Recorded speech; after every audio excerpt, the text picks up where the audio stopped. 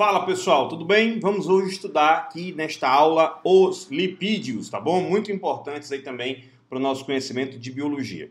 Bom, então vamos aqui direto para a tela, para a gente nem perder tempo. Olha só, os lipídios, minha gente, são substâncias obviamente orgânicas, que a gente conhece, são os óleos, né, as ceras, as gorduras, tá certo? Que são insolúveis em água, tá? Então grava bem logo isso aí, eles são insolúveis em água. Tá certo? São solúveis em solventes orgânicos, tá? Então, você sabe lá quando você está fazendo uma panela lá para fazer um macarrão, sei lá, põe água, aí põe um pouquinho de azeite, óleo e tal, você vê que não mistura uma coisa com a outra. Por quê? Porque eles são apolares, tá ok? Então, quais são os lipídios que a gente vai estudar? Os chamados glicerídeos, tá? As ceras, os carotenoides, fosfolipídios e esteroides. A gente vai ver cada grupo desse aqui ainda nessa aula, tá bem?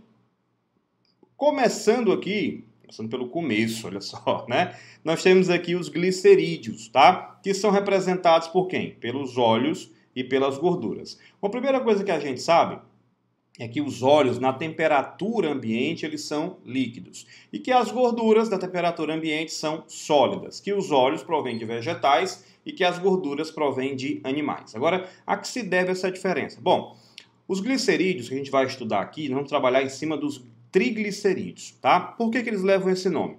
Bem aqui você está percebendo a presença do chamado glicerol, né? O álcool glicerol, tá? E você está vendo aqui também, deixa eu ampliar aqui, 3 cadeiazinhas aqui, gente, ó, do que a gente chama de ácidos graxos, que são cadeias, né, compridinhas, com vários carboninhos, hidrogênios aí, tudo bem bonitinho. Tá certo? E aí, olha o que a gente observa aqui.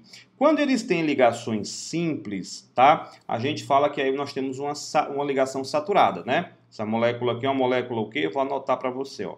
Saturada, tá ok?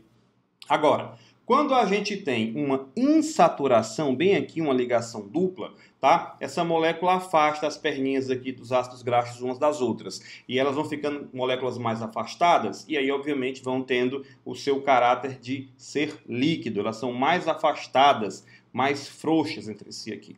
Tá ok? Muito bem. Aqui você está vendo exatamente o momento em que no glicerol, e você vê aqui ó, OH na molécula que caracteriza o álcool, tá? O momento em que houve a ligação com a cadeia de ácido graxo, aqui você tem um ácido palmítico, por exemplo.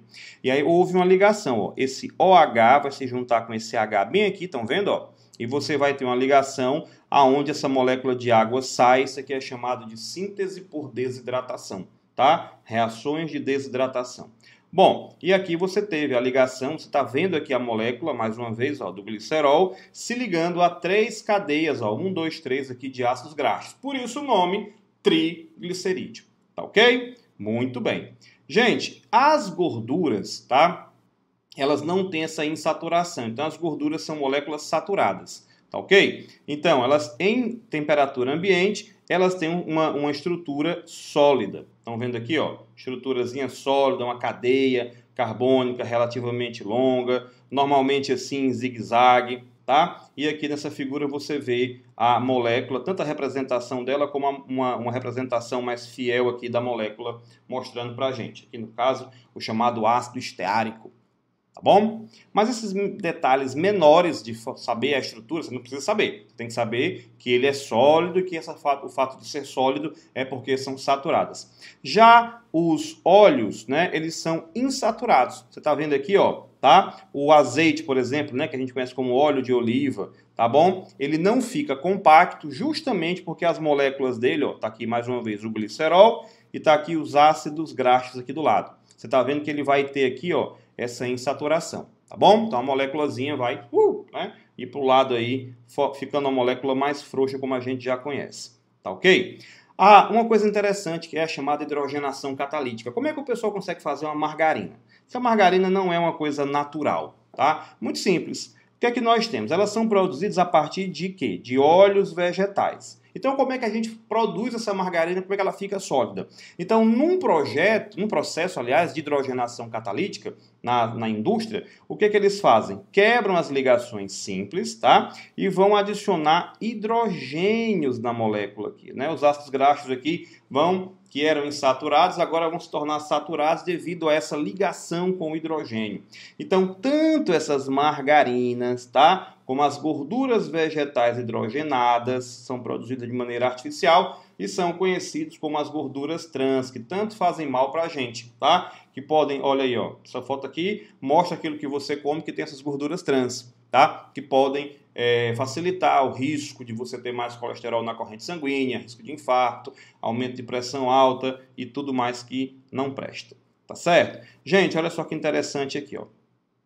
A gente armazena a gordura ao invés de armazenar o carboidrato. Isso é muito importante, por quê? Porque a gente consegue ter mais energia em menor espaço. Ou seja, a molécula de gordura, ela é uma molécula que tem muito mais energia do que a molécula do carboidrato se você pegar a mesma quantidade, tá certo? Então, olha só, se a gente não guardasse gordura e guardasse amido ao invés disso, uma pessoa de 70 quilos, tá? Ela pesaria 125 quilos mais ou menos. Então, para a gente não seria interessante ter um peso tão alto, que dificulta a locomoção, né? A movimentação e tudo mais. Tá bom? Então, na pele dos animais, aqui embaixo da pele, nós temos o tecido gorduroso, que é lá que a gente guarda a nossa gordura de reserva, de proteção e de isolamento térmico.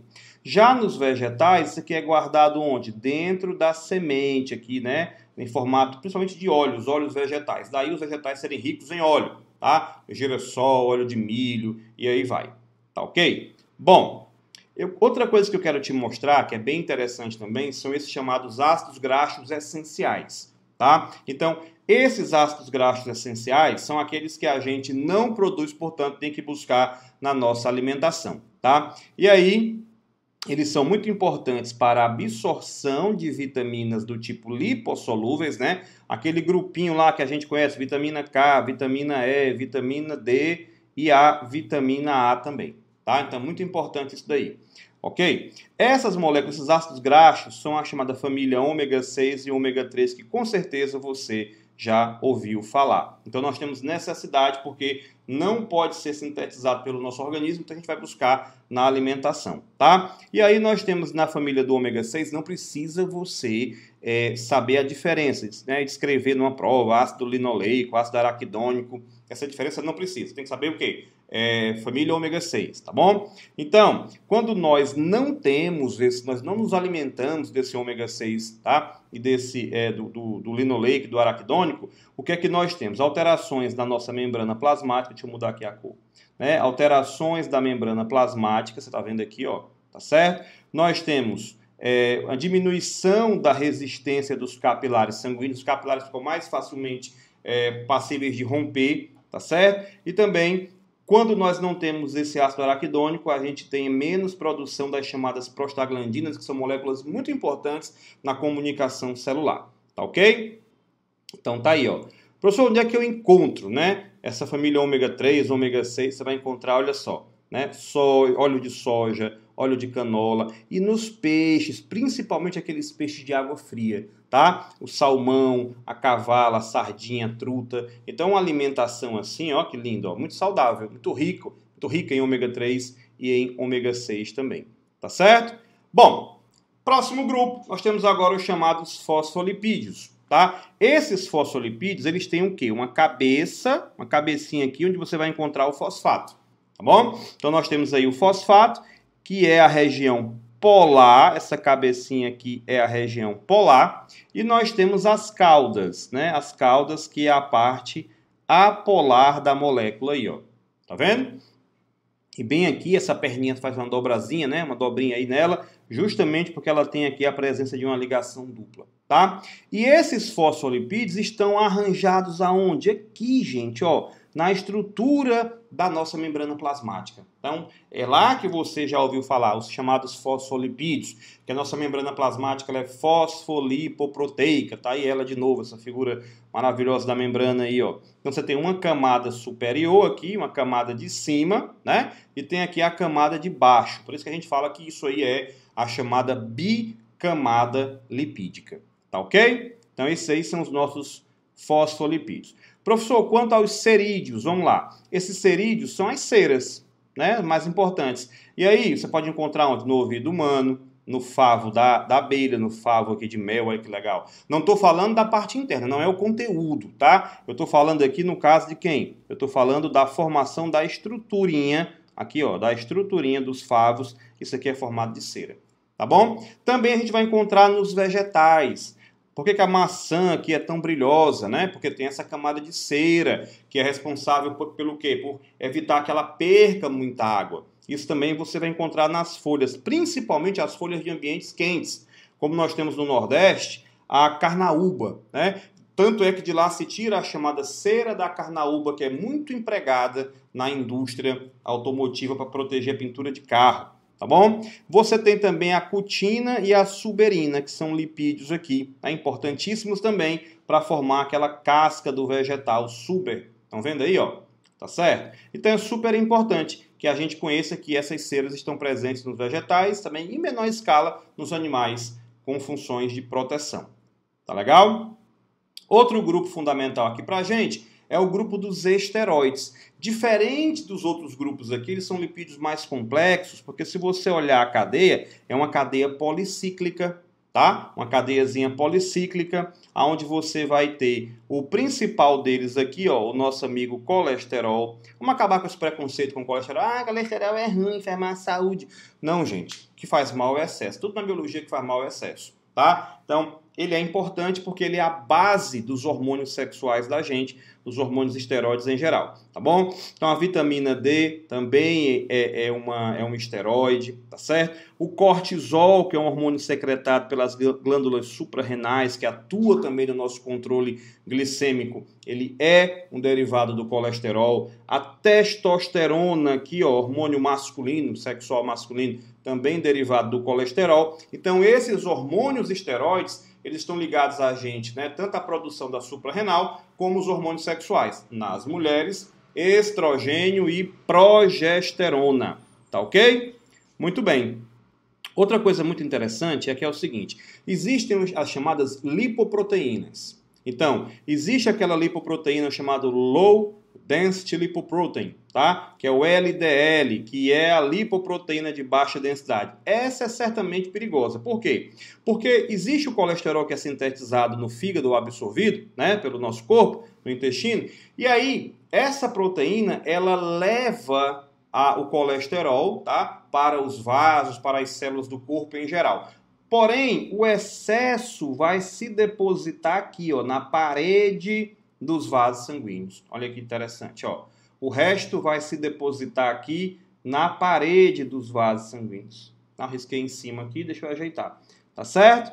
E aí pode causar problemas como a obstrução parcial, tá? Ou até a obstrução total de um vaso, que aí nesse caso já vai ocasionar o infarto da pessoa.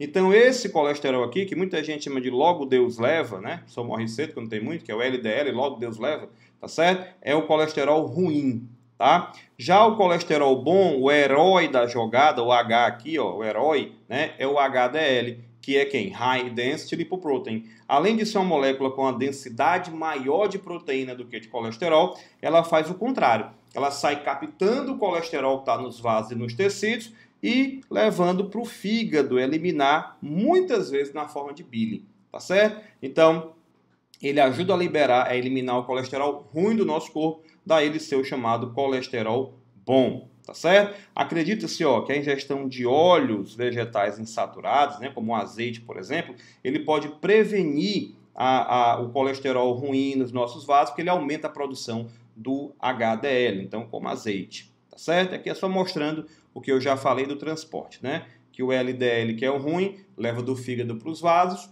e o HDL faz o movimento reverso. E o nosso último grupo são os carotenoides. Todo mundo já ouviu falar. Os carotenos presentes lá nos vegetais alaranjados, né? Por exemplo, lá na abóbora, que é o girimum, lá na cenoura, né? Você vai encontrar o caroteno. Para quem não lembra, para quem não se tocou ainda, ó, vem da palavra em inglês carrot. Foi encontrado na cenoura. Tá certo? Caroteno. Ele é precursor da vitamina A. Olha que interessante. Então, quando a gente come aqui uma molécula de beta-caroteno, lá no nosso fígado ela é quebrada em duas moléculas aqui da vitamina A, tá certo? E essa vitamina A, ela é muito importante para a nossa visão, porque ela vai se juntar aí na formação da rodopsina, lá nos cones e bastonetes dos olhos. Portanto, a falta da vitamina A leva a gente àquele quadro que a gente já conhece de cegueira noturna, tá ok? Então, gente, essa aqui foi a nossa aulinha aí de lipídios. Espero que você tenha entendido tudo e a gente se vê novamente aqui nos nossos canais de comunicação, na plataforma da gente, tá bom? Quero que você aprenda biologia e que para você seja um processo significante de aprendizado, tá bom? Beijo no coração, a gente se vê depois.